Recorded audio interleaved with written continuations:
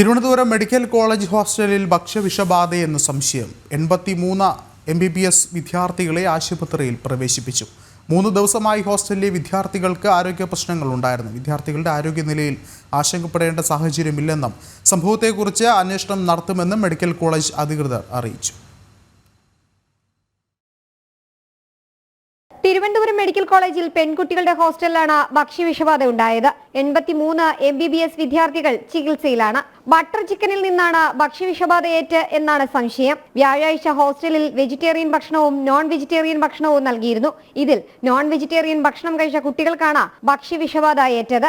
Butter ചിക്കനും fried റൈസുമാണ് ഭക്ഷണമായി നൽകിയത്. ഇതിൽ ബട്ടർ ചിക്കനിൽ നിന്നാണ് ഭക്ഷ്യവിഷബാധ എന്നാണ് പ്രാഥമികമായ നിഗമനവും. പലരും ഛർദിയും വയറിളക്കവും അടക്കമുള്ള ബുദ്ധിമുട്ടുകൾ അനുഭവപ്പെട്ടതിനെ തുടർന്ന് ചികിത്സ തേടുകയായിരുന്നു. മെനഞ്ഞാന്ന് രാത്രി മുതലായിരുന്നു തുടങ്ങിയത്.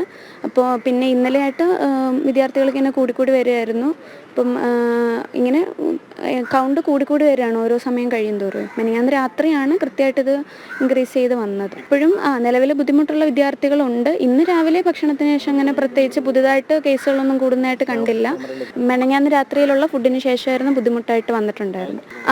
ബട്ടർ ചിക്കനും ഫ്രൈഡ് റൈസും ലൈം ജ്യൂസും ആയിരുന്നു.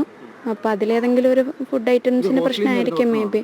അതെ, ഹോസ്റ്റലിൽ നിന്ന് ഇവിടെ നമുക്ക് ഹോസ്റ്റൽ മെസ്സിൽ നിന്ന് തരുന്നതാണ് ഫുഡ്. ഭക്ഷ്യസുരക്ഷാ വിഭാഗമടക്കം ആരോഗ്യവകുപ്പിന്റെ പ്രതിനിധികൾ ഹോസ്റ്റലിലെത്തി സാമ്പിളുകൾ ശേഖരിക്കുകയും വിദ്യാർത്ഥികളോട് കാര്യങ്ങൾ ചോദിച്ചറിയുകയും ചെയ്തിട്ടുണ്ട്. ചികിത്സയിലുള്ള ആരുടെയും നില ഗുരുതരമല്ല. ജനം, തിരുവനന്തപുരം.